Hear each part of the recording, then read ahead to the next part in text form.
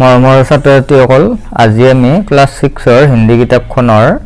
12 number চেপ্টাৰত থকা অভ্যাস কি মহিমা এই পাঠটোৰ অনুশীলনীৰ প্ৰশ্ন উত্তৰ কেইটা আলোচনা কৰিম। তোমালোকে ভিডিঅ'টো আৰম্ভণিৰ পৰা শেষলৈকে চাই থাকিবা। এতিয়া 1 নম্বৰ প্ৰশ্নটো হ'ল অভ্যাস কি মহিমা कहानी को पढ़ो समझो और अपने ढंग से सुनाओ। এতিয়া এই কাহিনীটো তুমি নিজৰ ভাষাত ক'বলৈ চেষ্টা কৰিবা। এটো মই লিখি দিব নালাগে, বহুত দীঘলীয়া হ'ব। তোমালোকে নিজে নিজে চেষ্টা কৰিবা। তোমালোকক এই কাহিনীটো ক'বলৈ দিছে, গতিকে তোমালোকে এই কাহিনীটো ক'বলৈ চেষ্টা কৰিবা। হিন্দীতে ক'ব লাগিব। 2 নম্বৰ প্ৰশ্নটো হ'ল উত্তৰ দো। বুবদেৱ कैसा बालक था। তোমালোকে বহিখন উলিয়াই ইয়াৰ পৰা লিখি লিখি যাবা, মই উত্তৰবিলাক কৈ যাম। 2 নম্বৰ ক বুবদেৱ कैसा बालक था। বুবদেৱ কেনেকুৱা শিশু আছিল। এতিয়া উত্তৰটো হ'ব বুবদেৱ মন বুদ্ধি বালক থা, অৰ্থাৎ বুবদেৱ কম বুদ্ধিৰ শিশু আছিল। এবাৰ 6 নম্বৰ প্ৰশ্নটো হ'ল বুবদেৱ কে সহপাঠী উছে কিয়া कहकर চিৰাতে থে। বুবদেৱৰ সহপাঠীয়ে তেওঁক কি বুলি ঠাট্টা কৰিছিল বা জোকাইছিল। এতিয়া উত্তৰটো হ'ল বুবদেৱ কে সহপাঠী উছে বুদ্ধু और মূৰ্খ कहकर চিৰাতে থে, অৰ্থাৎ বুবদেৱৰ সহপাঠীয়ে তেওঁক বুদ্ধু আৰু মূৰ্খ বুলি ঠাট্টা কৰিছিল। তাৰপিছত 9 নম্বৰ গুৰুজী নে বুবদেৱ কো কহা ভেজনে কা নিশ্চয় কিয়া। গুৰুজনাই বুবদেৱক কলৈ পঠিওৱাৰ সিদ্ধান্ত কৰিছিল। উত্তৰটো হ'ল গুৰুদেৱ নে বুবদেৱ কো গাঁও ভেজনে কা নিশ্চয় কিয়া, অৰ্থাৎ গুৰুজনে বুবদেৱক গাঁৱলৈ পঠিওৱাৰ সিদ্ধান্ত কৰিছিল।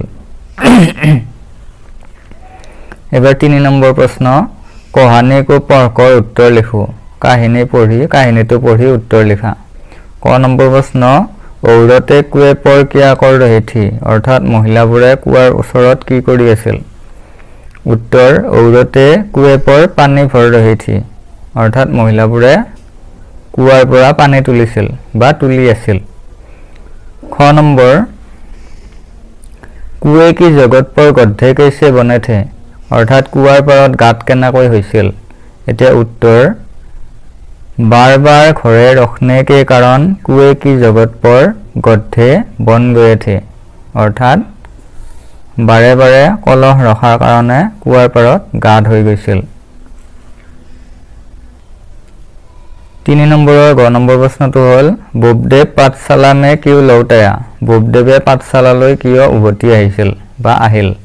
উত্তৰ बुबदेव पाठशाला लौटाया क्योंकि कुएं की जगत पर बने गड्ढे को देखकर उनके विचार बदल गए। बुबदेवे पाठशालाলৈ উভতি আহিল কিয়নো কুৱাৰ পাৰত থকা গাঁতবিলাক দেখি তেওঁৰ সিদ্ধান্ত সলনি হ'ল। খ নম্বৰ প্ৰশ্নটো হ'ল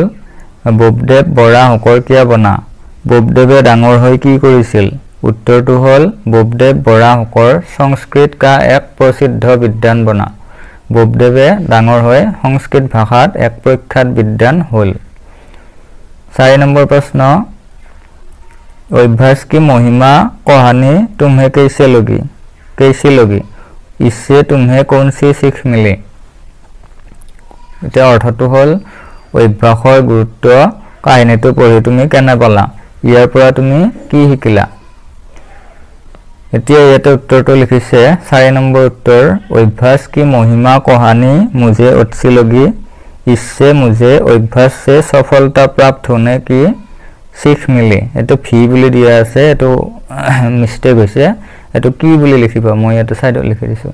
তলত আস্তানে দিছো, এটো ভি নহয়, এটো কি হ'ব লাগে এইটো দিবা। অৰ্থটো হ'ল অভ্যাসৰ গুৰুত্ব কাহিনীটো পঢ়ি মোৰ খুব ভাল লাগিল, ইয়াৰ পৰা মই অভ্যাসৰ যোগেদি সফলতা প্ৰাপ্তিৰ শিক্ষা পালো। এবাৰ 5 নম্বৰ প্ৰশ্নটো হ'ল इसी तरह की कोई अन्य कहानी पढ़ो और उसे संक्षेप में अपने साथियों को सुनाओ। এনেকুৱা কোনো অন্য কাহিনী পঢ়া আৰু তাক চমুকৈ নিজৰ বন্ধুবৰ্গক শুনোৱা। এটো তোমালোকে নিজে নিজে কৰিবা। এনেকুৱা কাহিনী কিতাপত পঢ়িবলৈ পাবা, বাহিৰা কিতাপত, সেই কিতাপৰ পৰা পঢ়িলে তোমালোকে বন্ধু বান্ধৱীক ক'বা। এবাৰ 6 নম্বৰ প্ৰশ্নটো দিয়া আছে লিখো, লিখবা দিছে। ক নম্বৰ ये गड्ढे किसने बनाए हैं। এই গাঁতবিলাক কোনে বনাইছে। এতিয়া এই বাক্যটো किसने कहा মানে কোনে কৈছিল। উত্তৰটো হ'ব বুবদেৱ নে কাহা কিসছে কাহা কাক কৈছিল ঔৰতো সে কাহা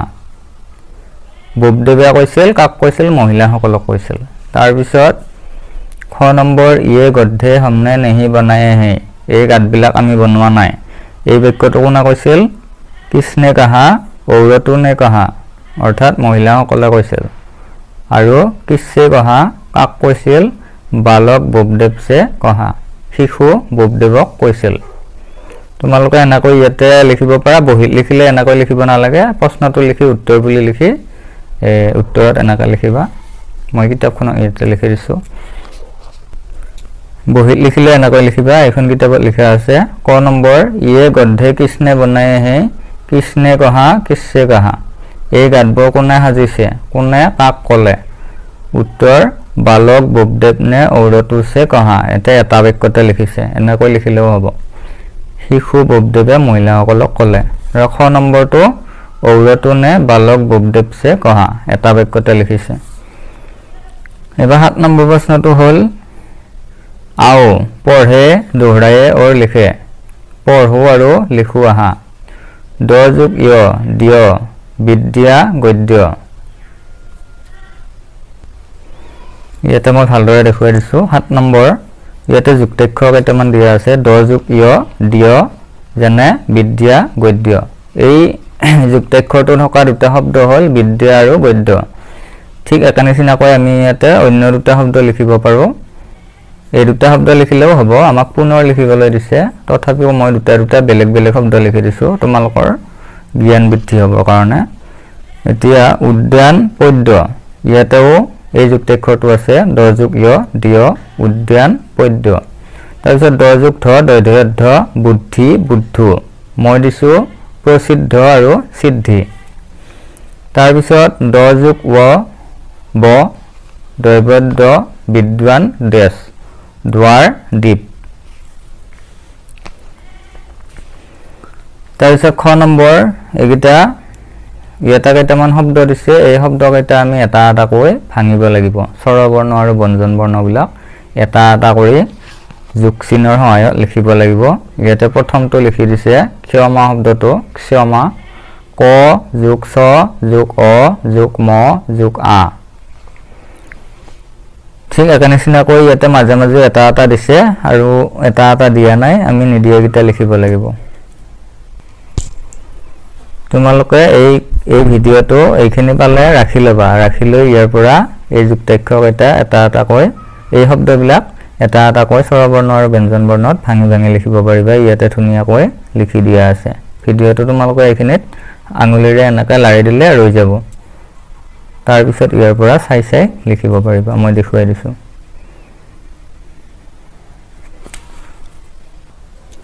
এবাৰ 8 নম্বৰটো দিয়া আছে পঢ়ো সমঝো আৰু লিখো অৰ্জন ইয়াতে ৰটোৰ ঠাইত ৰেফ দি লিখিছে অৰ্থাৎ শব্দটো অলপ চমু কৰি লিখিছে ৰটোৰ পৰা ৰেফ হয় গতিকে অৰ্জনটো অৰ্জন হ'ল ৰটো পিছৰ বৰ্ণটোৰ পৰা ৰেফ হৈ বহিব ইয়াতে ৰৰ পিছত জ আছে সেইকাৰণে জৰ ওপৰত ৰেফ হৈছে ঠিক একা নিচিনাকৈ মূৰখটো হ'ব মূৰ্খ মৰম মৰ্ম ধৰম ধৰ্ম কৰম কৰ্ম চৰম চৰ্ম ইয়াতে এইকেইটা শব্দকেইটা দিয়া আছে ইয়াৰ পৰা আমি বাছি লিখিব লাগিব মই ইয়াতে লিখি দিছো তোমালোকে এই শব্দকেইটা লিখি ল'বা এবাৰ 9 নম্বৰ जिन शब्दों का अर्थ प्राय एक सा होता है उन्हें पर्यायवाची शब्द कहते हैं अर्थात ইয়াতে কেইটামান শব্দ দিছে এই শব্দকেইটাৰ আমি সমাৰ্থক শব্দ লিখিব লাগিব অৰ্থাৎ একে নিচিনা অৰ্থ বুজোৱা শব্দ লিখিব লাগিব 9 নম্বৰ উত্তৰ ইয়াতে তোমালোকে ইয়াৰ পৰা চাই লিখি লবা বালক শিশু বৎসা ঔৰত মহিলা নাৰী গুৰু শিক্ষক অধ্যাপক খৰা কলস মটকা পানী জল নীৰ প্ৰসিদ্ধ প্ৰখ্যাত মেচুৰ এইকেইটা হৈছে সমাৰ্থক শব্দ বুলি কয় একে নিচিনা অৰ্থ বুজায় বালক শব্দটোৰ সমাৰ্থক শব্দ হ'ল শিশু আৰু বৎসা ঠিক একে নিচিনাকৈ বাকীকেইটাৰ ইয়াতে পুনে লিখি দিয়া আছে দুটা তোমালোকে ইয়াৰ পৰা চাই লিখি ল'বা 10 নম্বৰ দিয়া আছে पाठ में आए 5 संज्ञा शब्द सुनो और उनसे वाक्य बनाओ এতিয়া পাঠৰ পৰা 5টা বিশেষ্য শব্দ বিচাৰি উলিওৱা আৰু সেই শব্দকেইটাৰে বাক্য লিখা বুলি কৈছে তে ইয়াতে বাক্যবিলাক লিখি দিছে বালক বালকটো এটা সংজ্ঞা শব্দ অৰ্থাৎ সংজ্ঞা মানে বিশেষ্য বালক বুলি ক'লে শিশুক বুজায় গতিকে এটো নাম বুজালে বিশেষ্য পদ হয় বালক এতিয়া বাক্যটো লিখিছে বুবদেৱ এক মন বুদ্ধি বালক থা তাৰপিছত গুৰুটো এটা সংজ্ঞা শব্দ অৰ্থাৎ বিশেষ্য बुबदेव को गुरुजी समझाते थे तारिसत गाँव भारत में अधिक गाँव है ये विषय कुआ में पानी होता है मिट्टी में फसल होती है ये वाक्य केटा तुमालोके लिखि लबा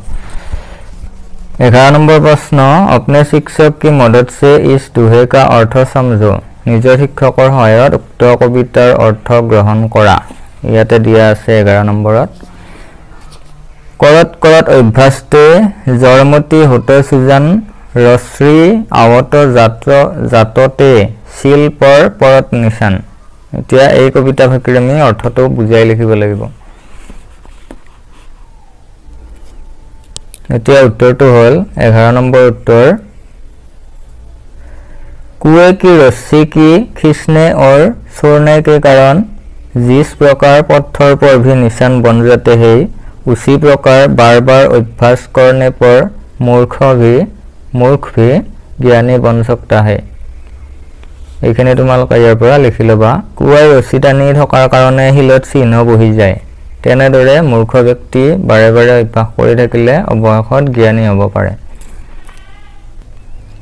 ইয়াৰ পিছত 12 নম্বৰত এটা বাক্য দিয়া আছে এই বাক্যটো তোমালোকে ধুনিয়াকৈ ইয়াতে তিনিবাৰ লিখিব দিছে তোমালোকে বহি লিখিবা সুন্দৰ আখৰেৰে 13 নম্বৰ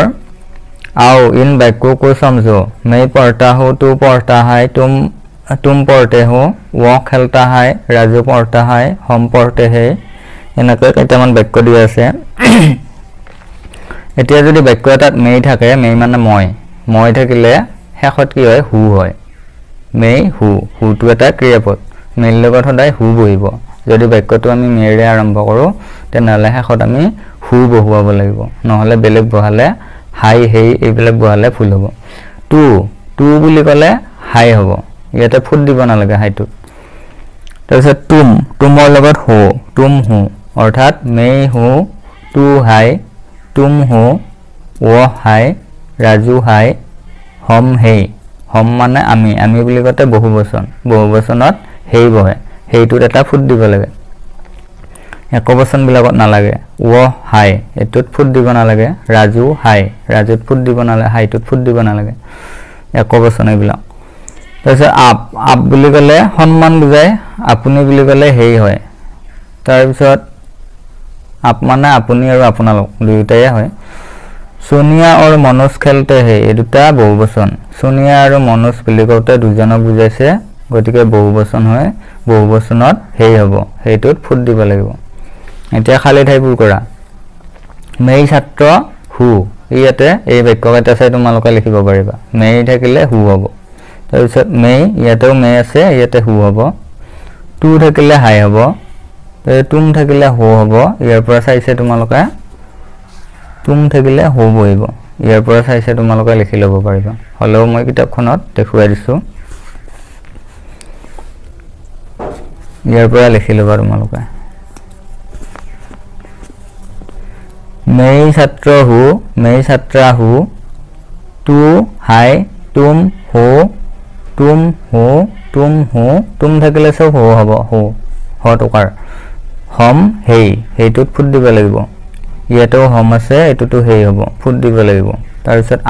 আপৰ লগত হেই হ'ব মদন আৰু কৰিম দুজন আছে গতিকে হেই বহিব ফুট দিব লাগিব হেইটুত ফুট দিব লাগিব ভিডিওটো শেষ কৰিলো তোমালোকে ভিডিওটো লাইক এটা কৰি দিবা আৰু চেনেলটো যদি সাবস্ক্ৰাইব কৰা নাই তেনহলে চেনেলটো সাবস্ক্ৰাইব কৰি দিবা